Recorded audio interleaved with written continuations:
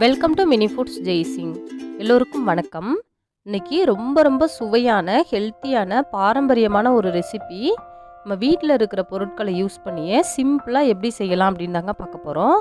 இந்த ரெசிபி செய்கிறதுக்கு 10 நிமிஷம் தான் டைம் ஆகும். அவ்வளவு ஈஸியாக செஞ்சு முடிச்சிடலாம். நம்ம வீட்டில் இருக்கிற பொட்டுக்கல்லையும் நிலக்கடலை பருப்புமே போதுங்க. ரொம்ப ஈஸியாக செஞ்சு முடிச்சிடலாம். நல்ல ஒரு ஆரோக்கியமான ரெசிபி. நம்ம குழந்தைகளுக்கெல்லாம் இது போல் செஞ்சு அடிக்கடி கொடுத்தோன்னா உடம்புக்கு வந்துட்டு ரொம்பவே நல்லது. எவ்வளோ சூப்பராக வந்திருக்குதுன்னு பாருங்கள். நல்லா கிறிஸ்பாக இருக்கும். நம்ம 1 வீக் வச்சு கூட சாப்பிட்லாம்.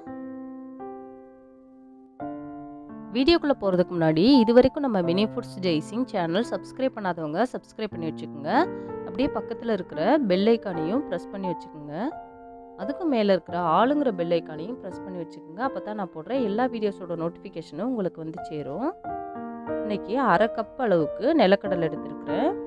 இதை வந்துட்டு ஒரு 5 மினிட்ஸ் மிதமான சூட்டில் வறுத்து இதோட தோலெல்லாம் எடுத்துட்டு வச்சுக்கிறலாம். இப்போ நல்லா இந்த நிலக்கடலை ஆறிடுச்சு. ஆறினதுக்கப்புறம் இதே போல் தோலெல்லாம் எடுத்து வச்சுக்கோங்க. இப்போ இதை ஒரு மிக்ஸி ஜாருக்கு மாற்றிடலாம்.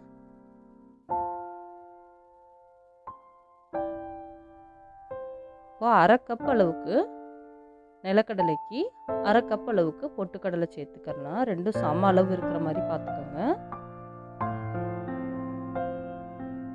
இதில் 2 டேபிள் ஸ்பூன் அளவுக்கு துருவின தேங்காய், காஞ்ச தேங்காய், அதாவது கொப்பரை தேங்காய், துருவின கொப்பரை தேங்காய். உங்ககிட்ட காஞ்ச தேங்காய் இல்லை பச்சை தேங்காய் தான் இருந்துச்சுன்னா அதை வந்துட்டு அரைச்சி லைட்டாக வெறும் சட்டியில் போட்டு வறுத்து எடுத்துக்கோங்க. இப்போ இதை நம்ம கொரப்பாக அரைச்சி விட்டு வந்துடலாம். இப்போ அரைச்சாச்சு. இது போல் கொரப்பாக இருக்கிற மாதிரி பார்த்துங்க. ரொம்ப நைஸாகவும் இருக்கக்கூடாது, ரொம்ப கொரப்பாக இருக்கக்கூடாது. ரவா பதத்துக்கு இருக்கணும். இப்போ நம்ம அரைச்ச பவுடரை ஒரு பாத்திரத்தில் மாற்றிடலாம். இதில் 2 டீஸ்பூன் அளவுக்கு எள்ளு சேர்த்துக்கிறேன்.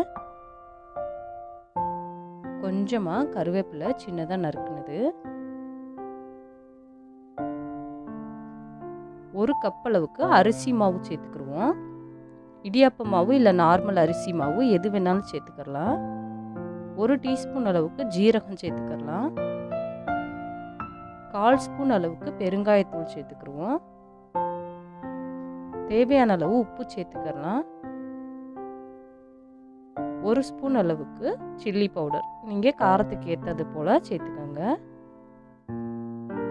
இப்போ இது எல்லாத்தையுமே நல்லா கலந்து விட்டுறலாம்.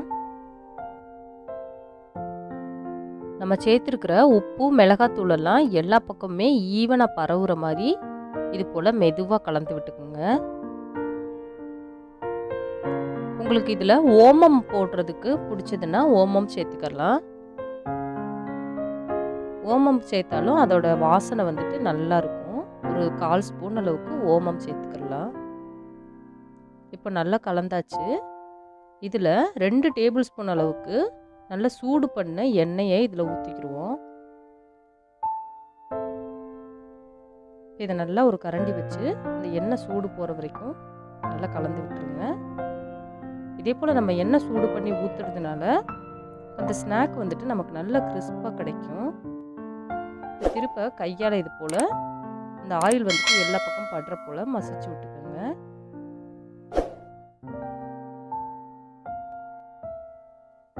இப்போ இதில் கொஞ்சமாக தண்ணி சேர்த்து நல்லா கலந்து விடுவோம். தண்ணி வந்துட்டு கொஞ்சமாக தாங்க சேர்க்கணும்.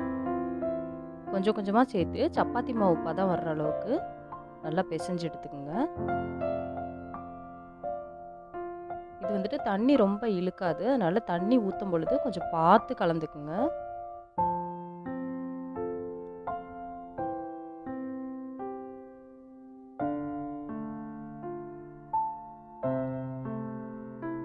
இது போல் நல்லா கலந்து சப்பாத்தி மாவு பதம் வர்ற மாதிரி பார்த்து எடுத்து வச்சுக்கோங்க.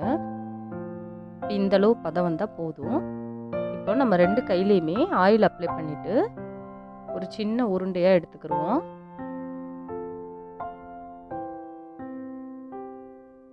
இதே போல் உருண்டை பிடிச்சிட்டு நம்ம இன்னொரு கையில் வச்சு லைட்டாக அழுத்தி எடுக்கணுங்க. ரொம்ப மெலிசாகவும் இருக்கக்கூடாது, ரொம்ப தடிமனாகவும் இருக்கக்கூடாது. இந்த அளவுக்கு மீடியமாக இருக்கிற மாதிரி பார்த்துட்டு அந்த ஓரங்களில் இருக்கிற வெடிப்பெல்லாம் இது போல் கையை வச்சு அழுத்தி விட்டுருங்க.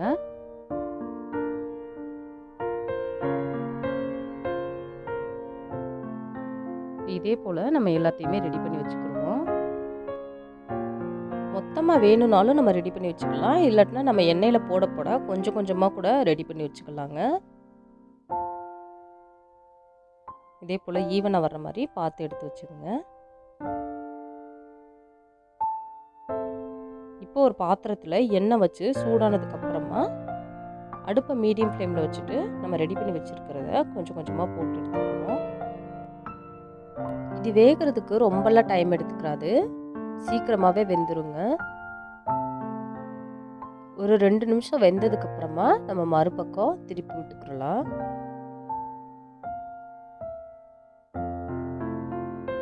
நாலுலேருந்து 5 நிமிஷத்துலேயே நல்லா வெந்துடும். மறுபக்கம் திருப்பி விட்டதுக்கப்புறமா அந்த நுரெல்லாம் அடங்கிரும். நம்ம முறுக்கு சுடுறது போல் அந்த நுரெல்லாம் அடங்கினதுக்கப்புறமா நல்லா வெந்துருச்சுன்னு அர்த்தம். இப்போ நல்லா அந்த நுரெல்லாம் அடங்கிருச்சு பாருங்கள். இந்த அளவுக்கு பதம் வந்த உடனே எடுத்துடலாங்க. இது நம்ம 1 வீக் 10 டேஸ் வச்சு கூட சாப்பிட்லாம், கெட்டு போகாது. நம்ம தமிழ்நாட்டில் தட்டை வந்துட்டு எவ்வளோ ஒரு பாரம்பரியமான ரெசிபியோ அதே போல் இந்த ரெசிபி கர்நாடகாவில் பாரம்பரியமான ரெசிபிங்க. இந்த வீடியோ உங்களுக்கு பிடிச்சுன்னா லைக் பண்ணுங்கள், கமெண்ட் பண்ணுங்கள், உங்கள் ஃப்ரெண்ட்ஸ் அண்ட் ஃபேமிலிஸ்க்கும் ஷேர் பண்ணுங்கள். இதே போல் சிம்பிளான ரெசிபிஸ் வீடியோ தொடர்ந்து பார்க்குறதுக்கு மறக்காமல் நம்ம mini foods Jaisingh channel subscribe பண்ணுங்கள். அப்படியே பக்கத்தில் இருக்கிற பெல் ஐக்கானையும் ப்ரெஸ் பண்ணி வச்சுக்கோங்க. அப்போ தான் நான் போடுற எல்லா வீடியோஸோட நோட்டிஃபிகேஷனும் உங்களுக்கு வந்து சேரும். தேங்க்ஸ் ஃபார் வாட்சிங்.